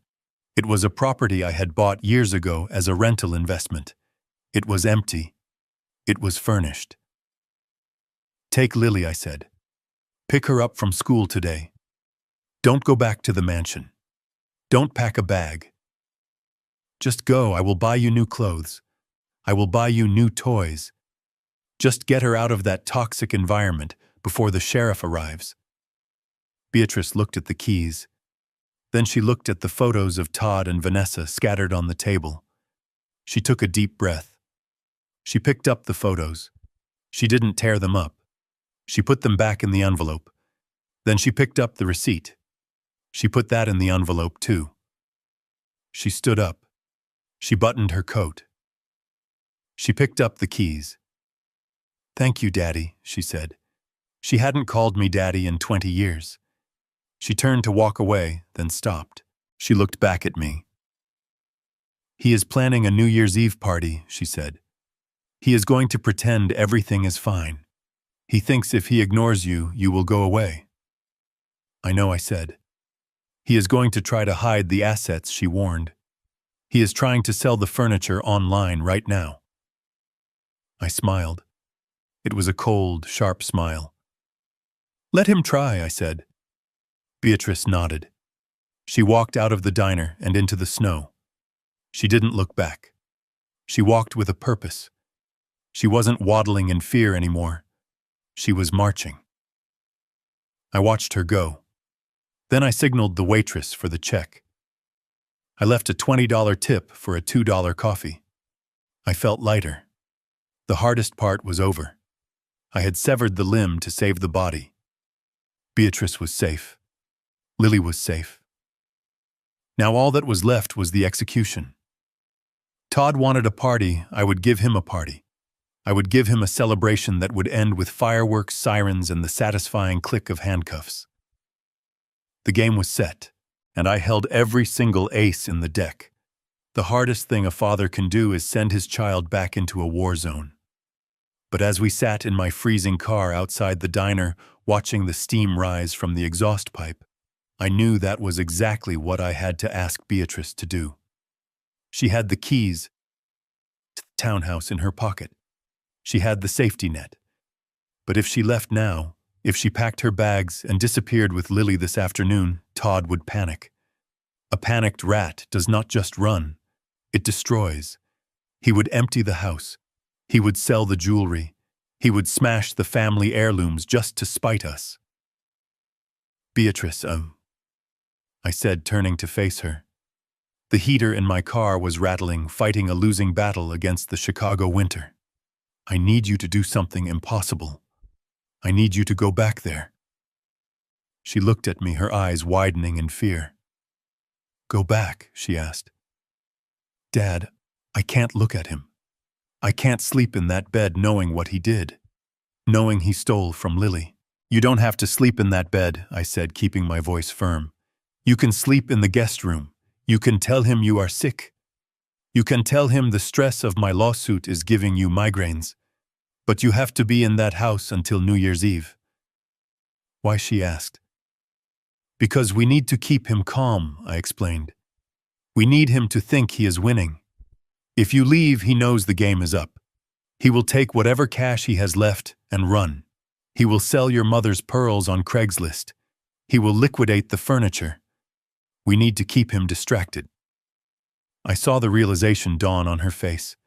She understood the strategy. It was the same strategy I used in corporate takeovers. You don't let the enemy know you are hostile until you own 51% of the stock. "What do I do?" she asked. Her voice was steady now. The fear was being replaced by a cold, calculating resolve. It was the Ford blood finally waking up. "You act," I said. "You play the role of the terrified, submissive wife one last time. You tell him you are trying to talk me down. You tell him I am crazy, that I am senile, that you are on his side. You feed his ego. Todd is a narcissist. If you tell him he is right, he will believe you. He will get sloppy." "And the party?" she asked. "He is still planning this ridiculous New Year's Eve bash. He thinks if he gets enough rich people in the room, one of them will bail him out." "Let him plan it," I said. "In fact, encourage him. Tell him it is a brilliant idea. Tell him it is the only way to save the family reputation." Beatrice frowned. "But why? Why let him spend more money?" "Because I want him distracted," I said. "I want him focused on ordering champagne and hiring DJs. I want him so busy trying to look like a king that he doesn't notice the guillotine being built in his front yard. And while he is busy planning the party, I want you to take inventory." Inventory. I want you to take pictures, I instructed. Photograph everything. The art on the walls, the electronics, the jewelry in the safe. I want a record of every single asset in that house. If even one silver spoon goes missing between now and midnight on the 31st, I want to be able to charge him with theft. Beatrice nodded. She reached into her purse and gripped her phone. I can do that, she said. There is one more thing, I added, and this is the most important part. You have to protect Lily. Keep her away from him. But don't let him use her as a prop. If he tries to put her on display for his party, you tell him she has the flu. You keep her in her room. I don't want my granddaughter seeing her father in handcuffs. Handcuffs? Beatrice asked. Her breath hitched. Is it going to come to that? He committed fraud. Beatrice, I said. He committed identity theft. He committed bank fraud. The foreclosure is just the beginning. When I walk through those doors on New Year's Eve, I am not coming alone. She stared out the window at the gray sky. She was mourning the life she thought she had. She was mourning the husband she thought she knew. But she wasn't crying anymore. Tears are for victims. Beatrice was done being a victim. Okay, she said. She opened the car door. The cold wind rushed in, biting at our faces. I will go back. I will play the part. I will be the good wife. She stepped out into the snow. She looked small against the backdrop of the city, but she stood tall. She leaned back into the car. Dad, she said. Yes, honey. Make it hurt, she said. She slammed the door and walked toward her car. I watched her go. I watched my little girl drive away to face a monster. But she wasn't alone. She had an army behind her. She had me. I put my car in gear. I had work to do. I had to meet with the sheriff. I had to finalize the paperwork with Ross. And I had to prepare my suit. Todd wanted a show for New Year's Eve. He wanted a spectacle. Well, I was going to give him the greatest show of his life. I was going to give him the grand finale of the Garrison Ford era. I drove home with a grim sense of satisfaction. The trap was set. The bait was taken. Now all we had to do was wait for the clock to strike midnight. December 31st arrived wrapped in a coat of ice and denial. From where I sat in my parked car down the street, 42 Oak Creek Drive, looked like a palace. The windows were glowing with warm, golden light. A valet service which Todd had hired on credit was parking luxury cars along the snowy curb. To the outside observer, this was the home of a successful, thriving family, celebrating another year of prosperity. But I knew the truth. I knew that the electricity keeping those lights on was paid for by a credit card that was 2 days away from being declined. I knew that the house itself was no longer a home, but a crime scene where the evidence was being drowned in expensive champagne. I pulled up the security feed on my tablet. I had not slept well the night before, but tonight I was wide awake. I needed to see the masquerade before I tore it down. Inside, the house was transformed. Todd had gone all out. There was an ice sculpture in the foyer, a 3-foot-tall swan that was slowly melting onto the marble floor, a perfect metaphor for his life. There were waiters circulating with trays of lobster tail and caviar. Todd was standing in the center of the living room. He was wearing a tuxedo that I recognized. I had bought it for him for his wedding. He looked manic. He was laughing too loud, his movements jerky and exaggerated. He was holding a glass of scotch in one hand and gripping the shoulder of a man I recognized as a local car dealership owner. I turned up the volume on the feed. You have to get in on this. Mike Todd was saying, his voice pitching higher than normal. The returns are exponential. I am talking about doubling your liquidity in 3 weeks. I just need a short-term bridge of $50,000 to unlock the next tier of the investment. The car dealer looked uncomfortable. He tried to pull away, but Todd held on tight. I don't know, Todd, the man said. I heard rumors about some legal trouble with your father-in-law. Todd threw his head back and laughed, but his eyes were darting around the room in panic. Garrison. Please. The old man is just senile. He is confused about the paperwork. Beatrice and I are handling him. It is just a misunderstanding. We are actually buying him out of the company next month. I watched from my cold car and smiled. Buying me out. The delusion was absolute. He wasn't partying. He was pitching. He was using this party as a desperate last-ditch attempt to crowdsource the money he owed me. He thought if he looked rich enough, people would give him money. He didn't understand that wealth whispers while debt screams. The camera angle shifted to the dining room. Patricia was there, holding court. She was wearing a silver gown that was far too tight, dripping in jewelry that I hoped Beatrice had already photographed for the asset inventory. She was telling a group of women about their upcoming vacation to the Maldives. "We need the sun," Patricia said, waving her hand dismissively. "The winter here is just so depressing. Todd is chartering a private jet. We are thinking of buying a vacation home on the water." She believed it. That was the scariest part. She actually believed that her son was a financial genius who could conjure millions out of thin air. She had no idea that the only trip she was taking was to a motel 6 towns over. Then I saw Beatrice. She was walking through the kitchen supervising the caterers. She looked pale. Her hands were clasped tightly in front of her. She wasn't wearing the jewelry Todd had bought her. She was wearing a simple black dress. She looked like a widow at a funeral, which was appropriate because she was mourning the death of her marriage. Todd intercepted her near the stairs. He grabbed her arm, pulling her into a corner away from the guests. I zoomed in. "Where is Lily Todd?"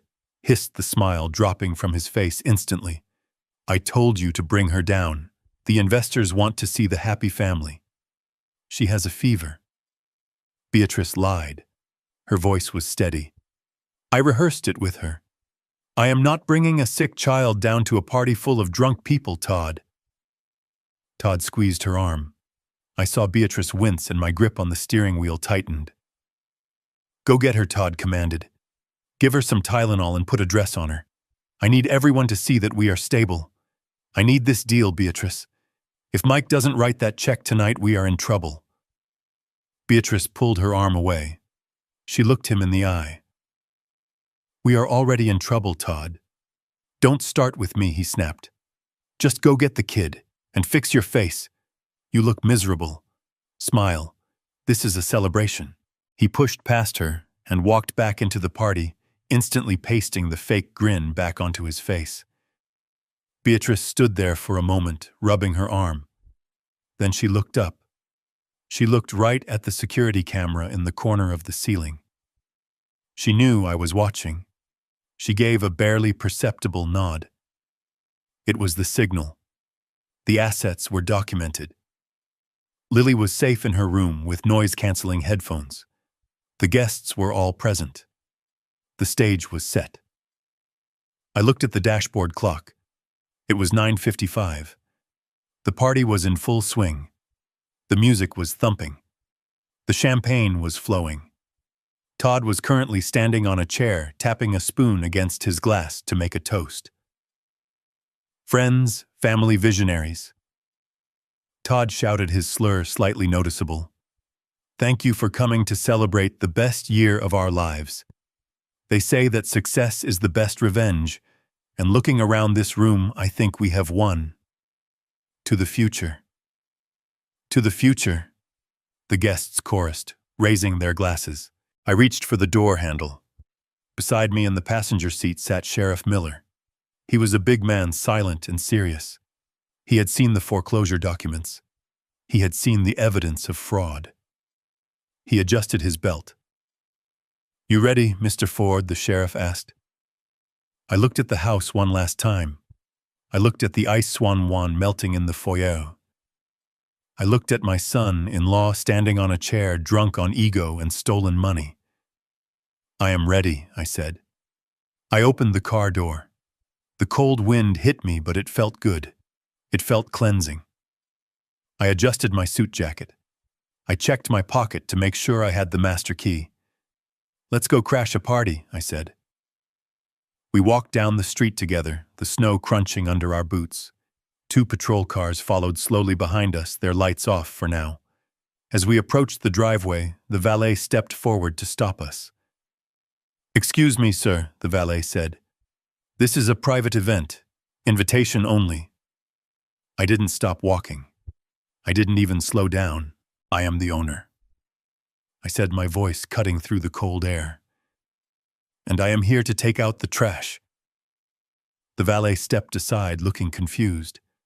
We walked up the path. The music was loud now. I could hear the bass vibrating in the doorframe. I reached out and put my hand on the doorknob, the same knob Todd had blocked just a few days ago. It was 9:59. Inside, they were waiting for the ball to drop at midnight. They didn't realize the ball was dropping 2 hours early, and it was going to crush them. I turned the handle. The door swung open. The heat and the noise rushed out to meet us. I stepped onto the marble floor right next to the melting ice sculpture. The show was over. The audit had begun. The transition from the freezing Chicago winter to the overheated, perfumed atmosphere of the foyer was jarring. It felt like stepping into a greenhouse where the plants were poisonous. The bass from the sound system was not just audible, it was physical. It thumped against my chest, mimicking the heartbeat of a man running for his life. I stood there for a moment, flanked by Sheriff Miller on my left and 2 locksmiths in heavy canvas work jackets on my right. We looked like an invasion force. We looked like reality crashing a fantasy. The guests nearest the door noticed us first. A woman in a sequined dress stopped laughing mid-sentence, her eyes widening as she took in the sheriff's uniform and the sidearm on his hip. A man holding a tray of hors d'oeuvres froze the shrimp cocktail, tilting dangerously. The ripple effect was immediate. Silence spreads faster than noise. It moved through the room like a wave, extinguishing conversations and freezing smiles. Sheriff Miller didn't need instructions. He walked straight to the corner of the room where the DJ had set up his booth. The DJ, a young kid with headphones around his neck, looked up in confusion. Miller simply reached out and pulled the main power cord from the wall. The music didn't fade out. It died instantly. The sudden silence was violent. It sucked the air out of the room, leaving only the sound of ice clinking in glasses and the nervous shuffling of feet. Todd was standing on a velvet ottoman in the center of the living room, his back to the door. He was in the middle of a sentence, his arms raised high in a victory pose. "And that is why next year is going to be our golden—" He stopped. He realized the music was gone. He realized the room had gone quiet. He turned around slowly, annoyance flashing across his face. He looked like a king whose court jester had missed a cue. "Hey, who cut the sound? We are just getting started." His eyes found me. Then they found the sheriff. Then they found the locksmiths holding electric drills. The color drained from his face so fast it looked like a physical blow. For a second, he looked like a child caught with his hand in the jar. But then the alcohol and the narcissism kicked in. His expression shifted from shock to a twisted, ugly rage. He jumped down from the ottoman, spilling his scotch onto the white rug. "Garrison," he sneered, his voice echoing in the silent room. "You have got to be kidding me. You actually showed up and you brought a cop. What is this, a scare tactic?" He pushed his way through the crowd of stunned guests. He walked with the swagger of a man who believes he is untouchable because he is wearing a tuxedo. "This is a private party, Garrison," he shouted, gesturing wildly to the room. "These are important people. You are embarrassing yourself. You are trespassing, Sheriff. Get this old man out of here. He is senile. He doesn't know what day it is." Sheriff Miller didn't move.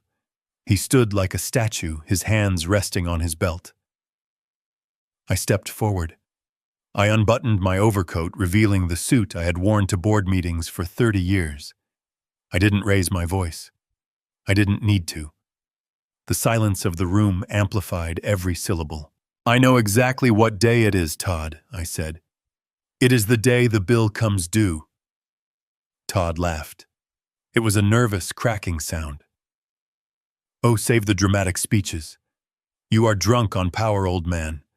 You think because you loaned me some money you own me. I told you my lawyers are handling it. We will settle this in court next month. Now get out of my house before I press charges for harassment. I turned to Ross. My attorney stepped out from behind the sheriff. He was holding a document bound in blue legal paper. He adjusted his glasses and looked at Todd with the clinical disinterest of a coroner examining a corpse.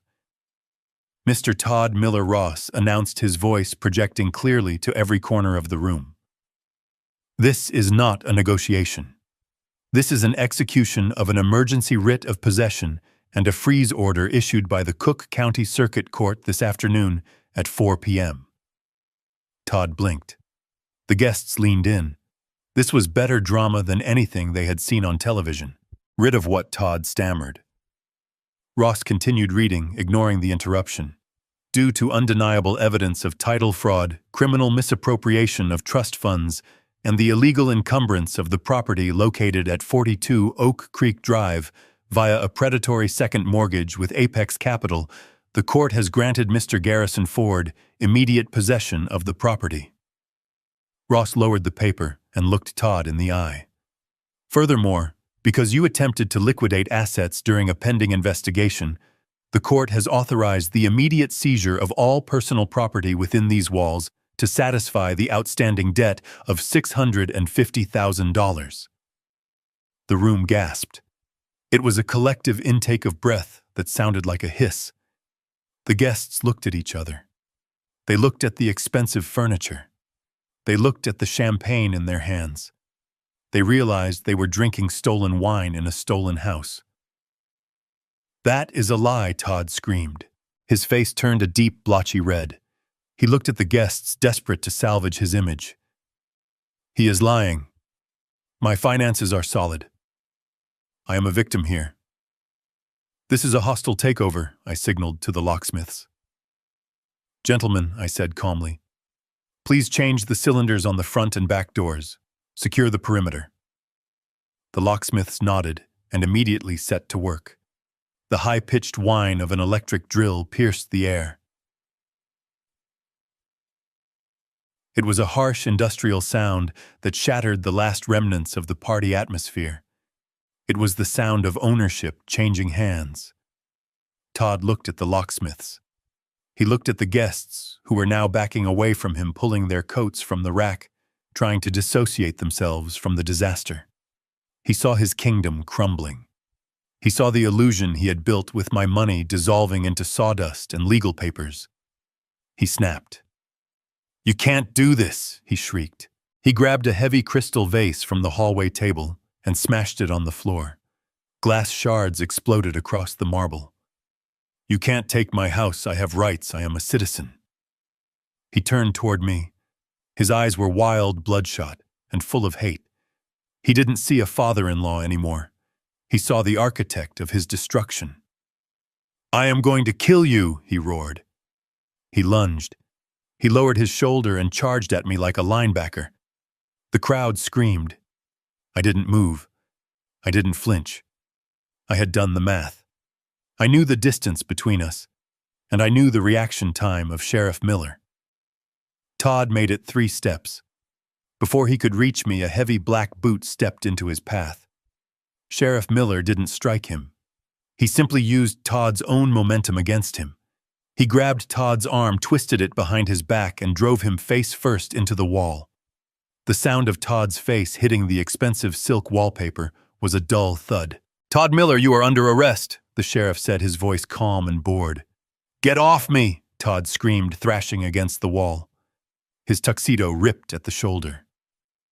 This is police brutality. I am the homeowner. You can't arrest me in my own house. The sheriff pulled a pair of steel handcuffs from his belt. Click. Click. The sound was final.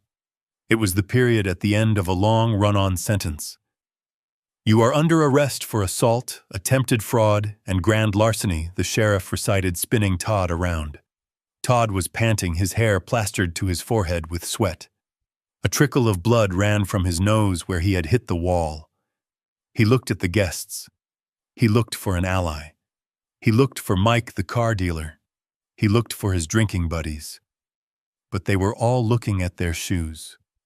They were all checking their phones. Nobody wanted to make eye contact with the man in handcuffs. "This is a mistake," Todd yelled, straining against the metal cuffs. "Garrison, tell him this is a family dispute. You can't let them take me to jail on New Year's Eve." I stepped closer to him. I was close enough to smell the stale scotch on his breath and the fear coming off his skin. I looked him up and down. I looked at the ripped tuxedo. I looked at the blood.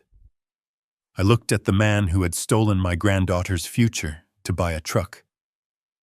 "It is not a family dispute, Todd," I said softly. "It is a business transaction, and you are in default."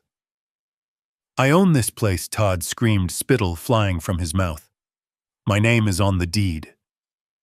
Ross stepped forward, holding a pen and a clipboard. Actually, Ross corrected him, according to the filing recorded at 4:15 p.m. "Today, the deed has reverted to the lien holder. Mr. Ford is the owner of record. You are currently trespassing." Todd's knees buckled. The sheriff held him up, keeping him from collapsing onto the floor. "Get him out of here," I said to the sheriff.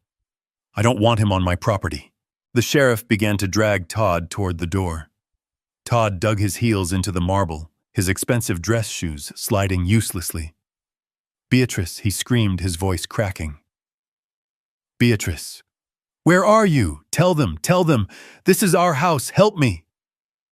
The guests parted like the Red Sea as the sheriff hauled him through the foyer. Todd twisted his head, scanning the room, looking for his wife. He expected her to come running. He expected her to throw herself at the sheriff's feet and beg for mercy. He expected the woman he had manipulated for years to save him one last time. But Beatrice wasn't in the crowd. I watched him go. I watched as the sheriff pushed him out into the cold night air. I saw the flashing lights of the patrol car illuminate the snow. I saw the neighbors standing on their porches watching the spectacle. When the door slammed shut, the silence returned. But it wasn't awkward anymore. It was heavy with realization. I turned to face the room. There were about 50 people left. They were standing among the ruins of the party, holding half-empty glasses. "The party is over," I announced. My voice was tired. "Please leave. The locks are being changed in 5 minutes. Anyone remaining on the premises after that will be considered a trespasser." There was a scramble. Coats were grabbed. Purses were snatched up. People didn't say goodbye. They didn't say thank you. They just ran. They ran from the failure. They ran from the contagion of bad luck. Within 3 minutes, the house was empty. The music was gone. The guests were gone. The laughter was gone. I stood alone in the center of the living room. The drill of the locksmith was the only sound left. I looked at the melting ice swan. Its head had fallen off, dissolving into a puddle of water. I took a deep breath. The air smelled of stale perfume and justice. I walked over to the thermostat and turned the heat down. I wasn't paying to heat an empty house. Ross walked up to me, closing his briefcase. "The assets are frozen," Ross said. "The accounts are locked. The truck is being towed as we speak." "Good," I said. I looked up at the staircase. I knew Beatrice was up there. I knew she had been watching from the landing. "Is it done?" a small voice called out. I looked up. Beatrice was standing at the top of the stairs. She was holding a suitcase. "It is done," I said. She didn't smile. She didn't cry. She just nodded. She walked down the stairs, her hand trailing on the banister. She walked past the spot where her husband had been arrested. She walked past the spilled scotch. She walked right up to me. She reached into her purse and pulled out a set of keys. "Todd's keys." "I found these on the dresser," she said. She dropped them into my hand. They were heavy. "Let's go, Dad," she said. "I want to go home." We walked out of the mansion together. The locksmiths were finishing up the front door. They nodded to me as we passed. "Good night, mister," Ford, one of them, said. "Good night," I replied. We got into my car. I didn't look back at the house. It was just a building now, a collection of wood and stone that had cost too much and meant too little. I started the engine. The heater rattled, but it felt warm enough. As we drove away, I saw the tow truck hooking up the black monster truck in the driveway. It was a fitting end to the year. I drove into the night, leaving the wreckage behind, driving toward a new year that would be quieter, smaller, and infinitely richer. The air in the foyer was vibrating with the echo of my son-in-law's desperation.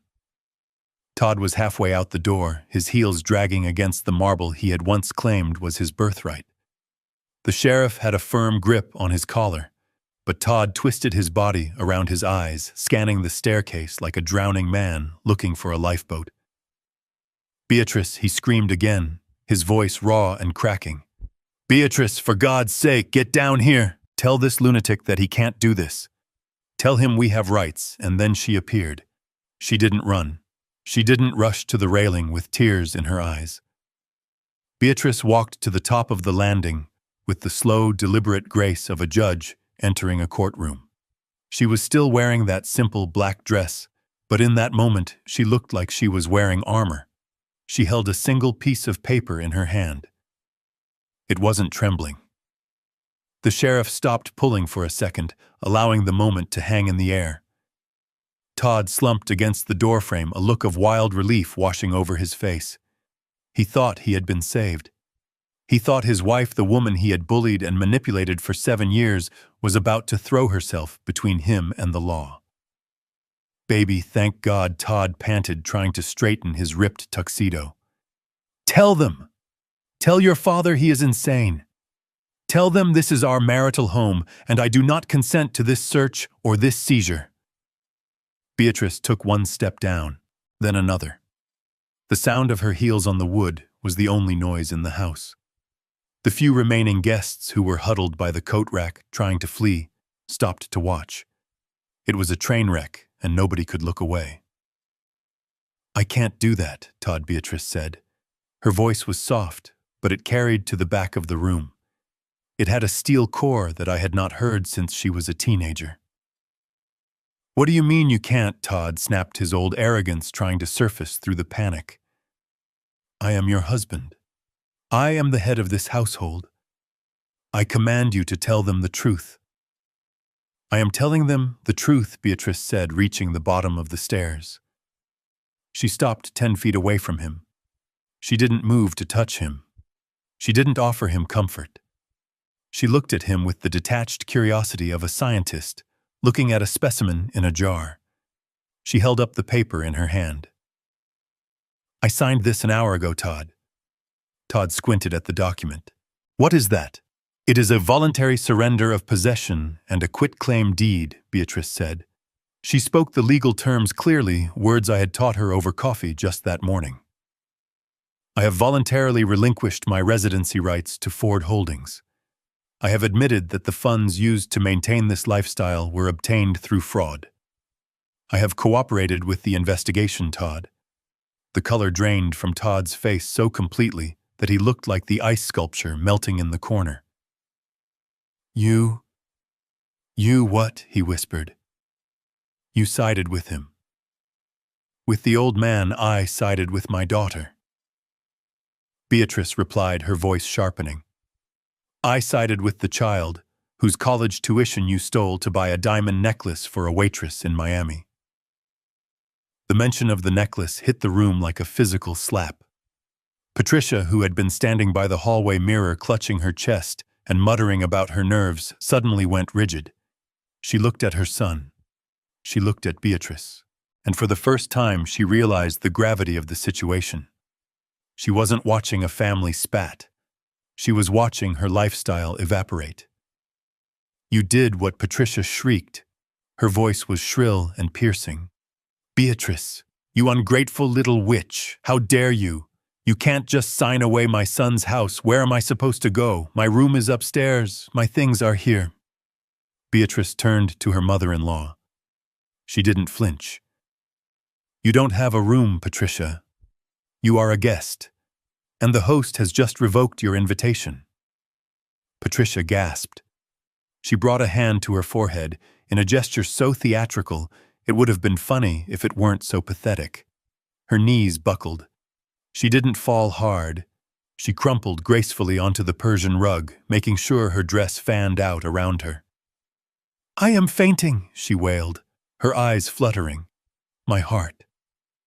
"You are killing me. I am having a heart attack. Someone call an ambulance. I cannot be homeless. I am a lady of status." Nobody moved. The sheriff rolled his eyes. "I just stood there watching the performance." "Get up, Mom!" Todd groaned, the humiliation finally piercing his thick skin. Beatrice didn't even look down at the woman on the floor. She kept her eyes locked on Todd. "I am done, Todd," she said. "I am done with the lies. I am done with the debt. And I am done with you. The divorce papers will be served to you in county jail." "County jail?" Todd laughed nervously, looking back at the sheriff. "Come on, Beatrice, don't be dramatic. It is just a civil dispute. I will be out on bail in an hour. It is just trespassing." The sheriff tightened his grip on the handcuffs. He leaned close to Todd's ear, but he spoke loud enough for everyone to hear. "Actually, son, you might want to get comfortable," the sheriff said. "This isn't just about the trespassing. We just got a fax from the district attorney's office." Todd froze. "A fax? Apex Capital filed a criminal complaint against you at 5 p.m. today," the sheriff explained grimly. "When you signed that second mortgage, you falsified your income statements. You claimed assets you didn't own. That is wire fraud, bank fraud, and theft by deception. And since the amount is over $100,000, it is a Class 1 felony." Todd's knees gave out for real this time. He was dead weight in the sheriff's arms. The reality of the Apex loan, the predatory shark I had warned him about, the trap he had walked into, finally snapped shut. He wasn't going to a holding cell for a few hours. He was looking at 5 to 10 years in a state penitentiary. "No," Todd whimpered. "No, please. Garrison, help me. I will pay you back. I will work for you. I will do anything. Please don't let them take me." I looked at him. I looked at the man who had mocked my car, who had banned me from seeing my granddaughter, who had called me a dinosaur. I felt absolutely nothing. "The bank is closed, Todd," I said. The sheriff dragged him out the door. Todd was sobbing now, ugly heaving sobs that echoed off the stone pillars of the porch. The flashing blue lights of the patrol cars outside washed over the foyer, illuminating the scene.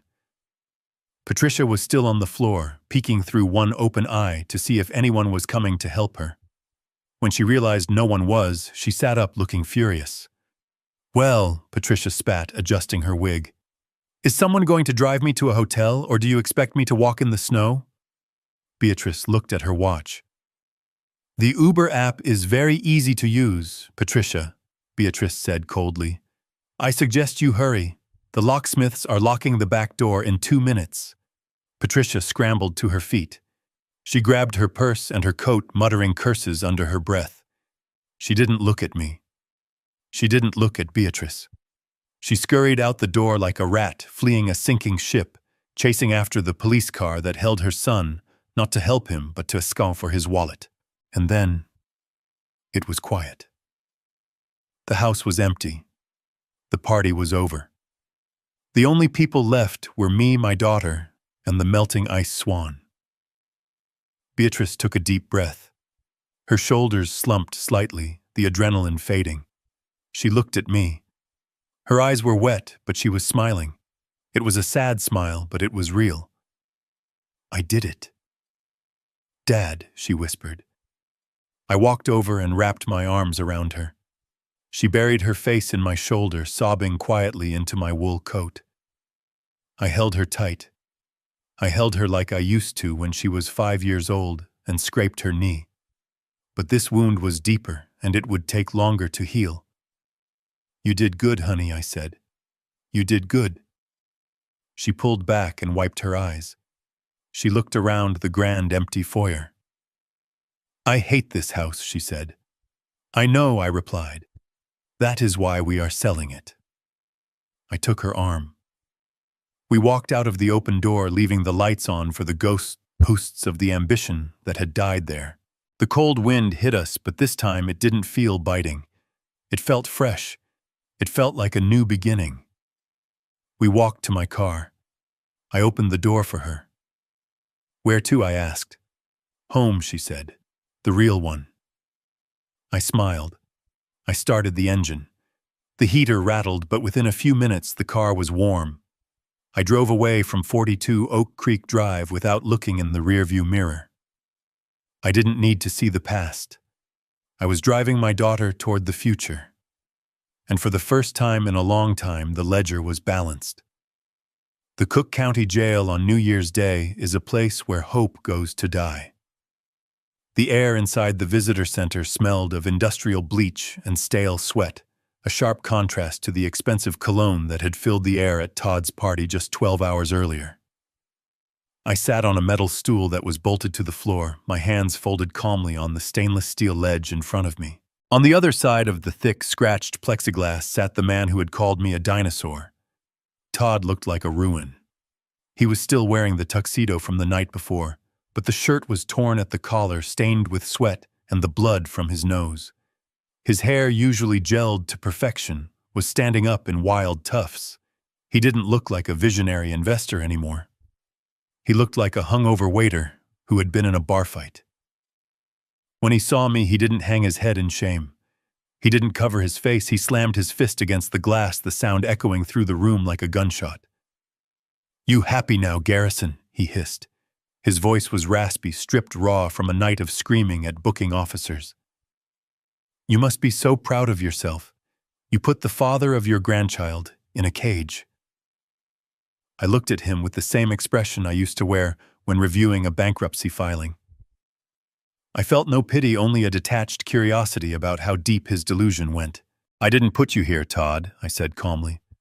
"The district attorney did, the fraud unit did, and the forensic accountant from Apex Capital did. I am just a spectator." Todd let out a bitter, incredulous laugh. He leaned in until his forehead was resting against the glass, his eyes manic.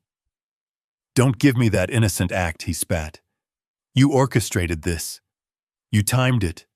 You waited until the party. You wanted to humiliate me. You could have come to me quietly. You could have written a check to cover the Apex loan. You have the money. It would have been pocket change for you." I shook my head slowly. He still didn't get it. He still thought this was about a balance sheet error. "I am not your insurance policy, Todd," I said. "And I am certainly not your ATM. You stole from my granddaughter.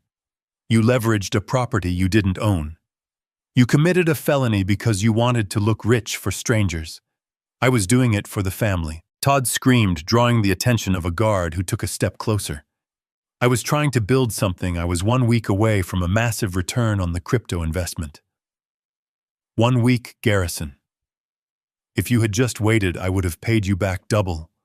I would have bought the house from you. I would have made you look like a fool.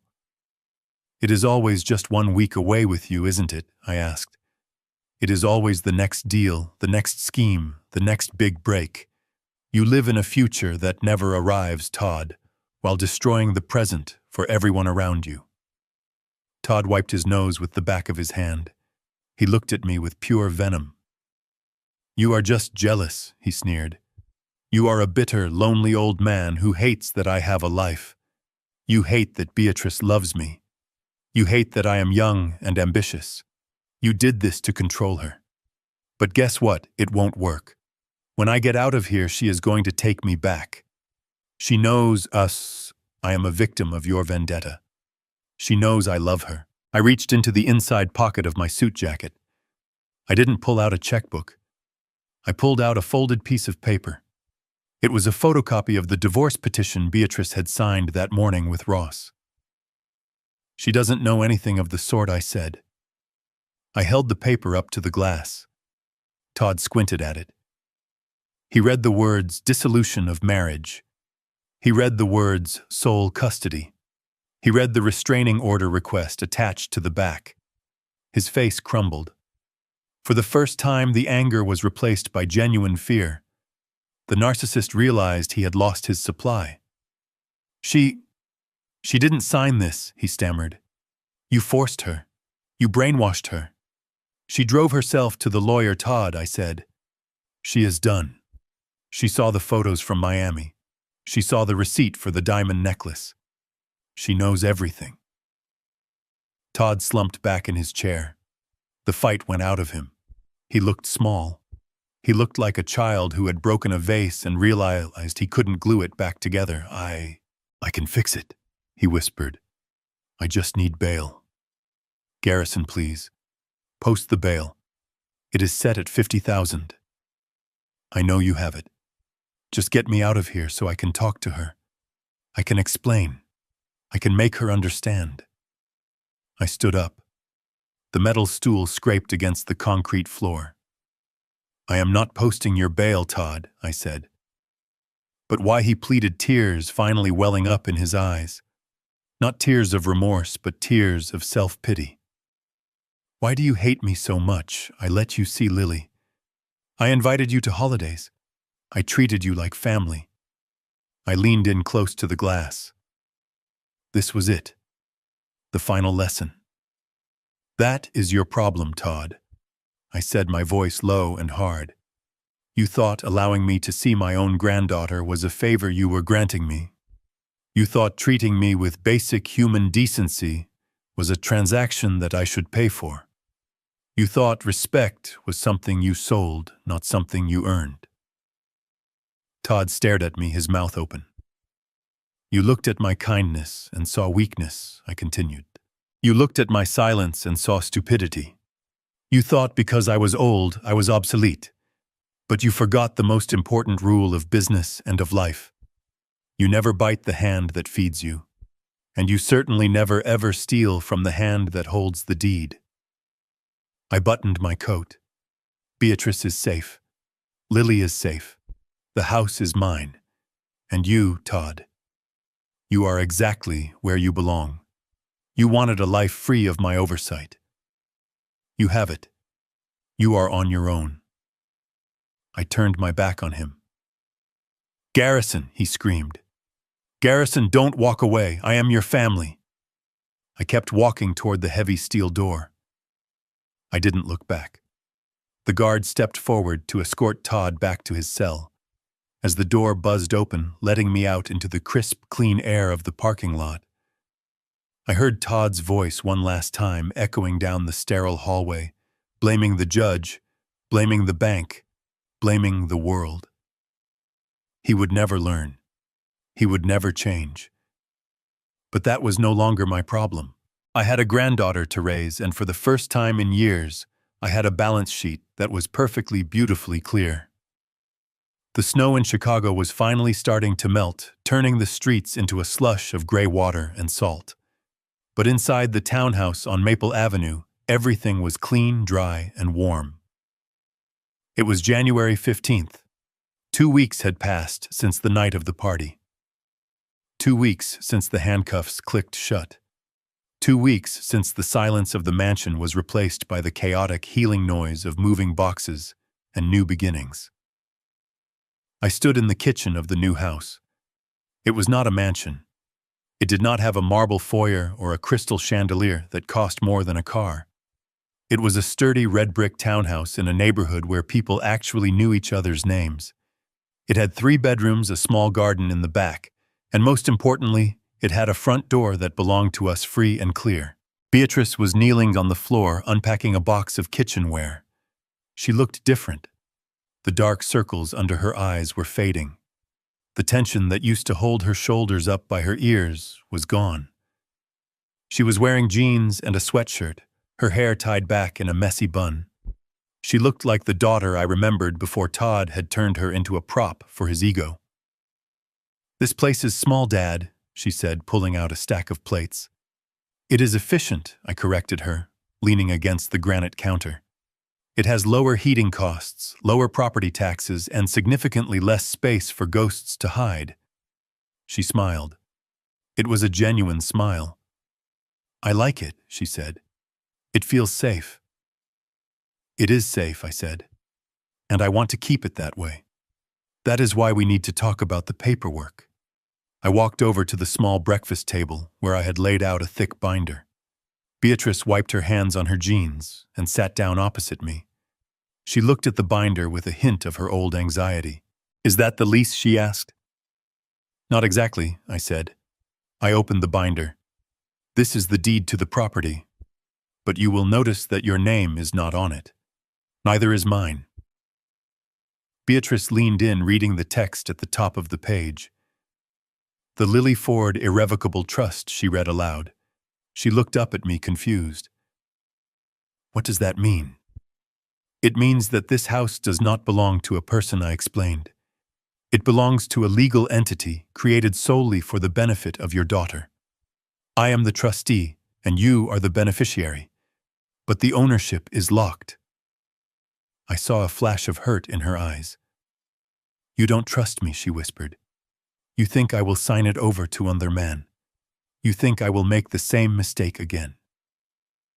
I reached across the table and covered her hand with mine. My skin was papery and old, hers was smooth but scarred by invisible wounds. "I trust you, Beatrice," I said softly, "but I do not trust the world. And I do not trust the part of you that was trained to be a victim. Todd preyed on your generosity. He preyed on your desire to be loved. He got you to sign papers because you wanted to please him." I tapped the binder. "This trust protects you from your own kindness," I continued. "If you meet someone new and he asks you to mortgage the house to fund his business, you can look him in the eye and say, 'I can't. I don't own it.' If someone tries to sue you, they can't touch this roof. This house is a fortress, Beatrice, and I am giving you the only key." Beatrice looked at the document for a long time. She traced the letters of her daughter's name. She realized then that I wasn't controlling her. I was armoring her. "Thank you, Dad," she said. She picked up a pen and signed the beneficiary acknowledgement. Her signature was strong. It didn't waver. "Now," I said, closing the binder, "let's talk about revenue. A house is an asset, but it needs cash flow." Beatrice sat up straighter. She reached into her bag and pulled out a letter. She handed it to me with a look of nervous pride. "I went to the school district office yesterday," she said. "I reactivated my teaching certification. It had been expired for 5 years, but because of the shortage of substitute teachers, they fast-tracked the renewal." I opened the letter. It was an employment offer. Substitute teacher for the county public school system. The pay was modest. It was a fraction of what Todd used to spend on dinner. But it was honest. "I start on Monday," she said. "It is 4th grade. And Dad, yes, I opened a checking account," she said. "At a credit union. In my name only." I deposited the refund check from the jewelry store. I returned the diamond necklace. I felt a lump in my throat. I looked at the offer letter again.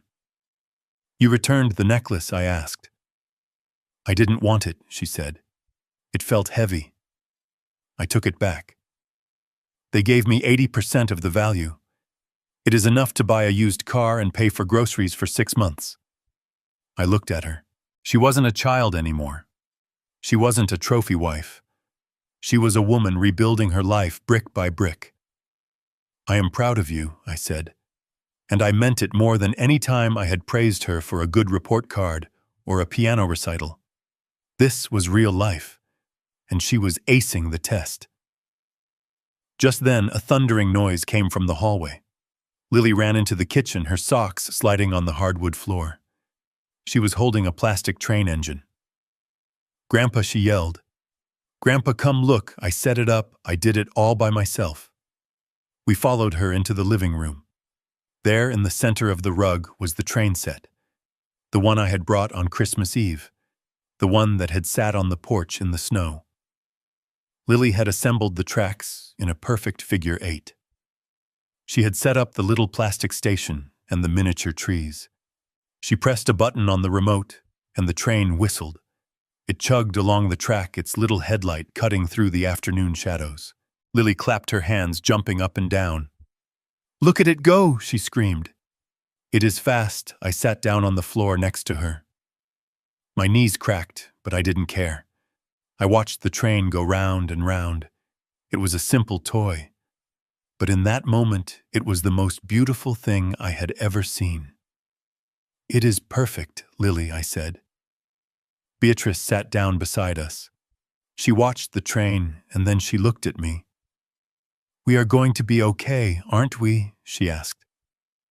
I looked around the small living room. I looked at the sturdy walls. I thought about the trust fund document in the kitchen. I thought about Todd sitting in a cell blaming the universe for his math errors. And I thought about the job offer in Beatrice's pocket. "We are not just going to be okay, Beatrice," I said, picking up the train controller and handing it to her. "We are going to be solvent.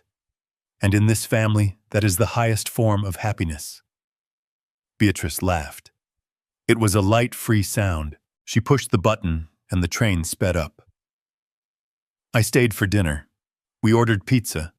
We ate it on the floor because the dining table hadn't arrived yet. It was the best meal I had eaten in years. When I finally left, walking out to my car under the clear winter sky, I didn't feel the need to look back to make sure they were safe. I knew they were. I had done my job. I had balanced the ledger. The bad debt had been written off. The assets had been secured. And the investment in my family was finally starting to show a return. The ice on Lake Michigan is finally breaking up. I am sitting on a bench in the park, watching the jagged white sheets dissolve into the dark blue water. It is March now. The winter that almost broke me is over, and the air smells like wet earth and possibility. For the first time in 3 years, I am not worrying about a phone call I need to make. I am not worrying about a bank transfer I need to approve.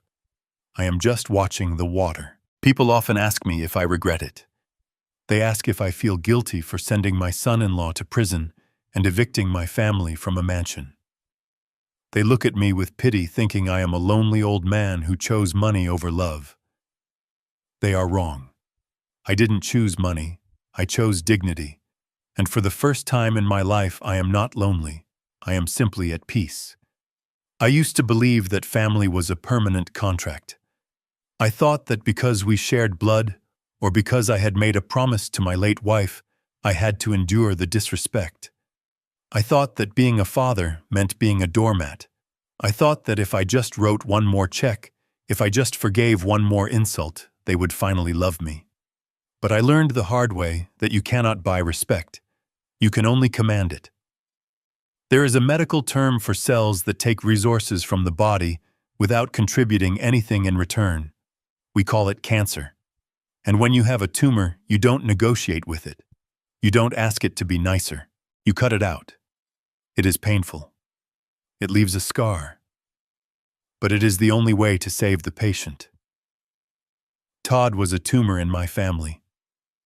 Cutting him out was the most violent thing I have ever done, but it was also the greatest act of love I could perform. I saved my daughter. I saved my granddaughter. And most importantly, when I saved myself. To anyone listening to my voice right now, I want you to look at the people at your table. Do they respect you? Or do they just respect what you provide? Do they ask how you are, or do they only ask where the money is?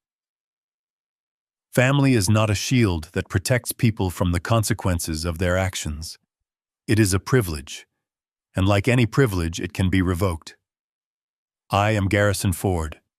I am 70 years old, and my net worth is not measured in dollars anymore. It is measured in the quiet breakfasts I have with my daughter. It is measured in the sound of my granddaughter's train set chugging around the track. The ledger is finally balanced. The debt is paid, and I am finally free. If my story resonated with you, if you have ever had to stand up to a bully in your own home, please let me know in the comments below. Where are you watching from? What would you have done in my shoes? Don't forget to hit the like button and subscribe to the channel for more stories of justice and redemption. Remember, it is never too late to rewrite your will, and it is never too late to rewrite your life. See you in the next story.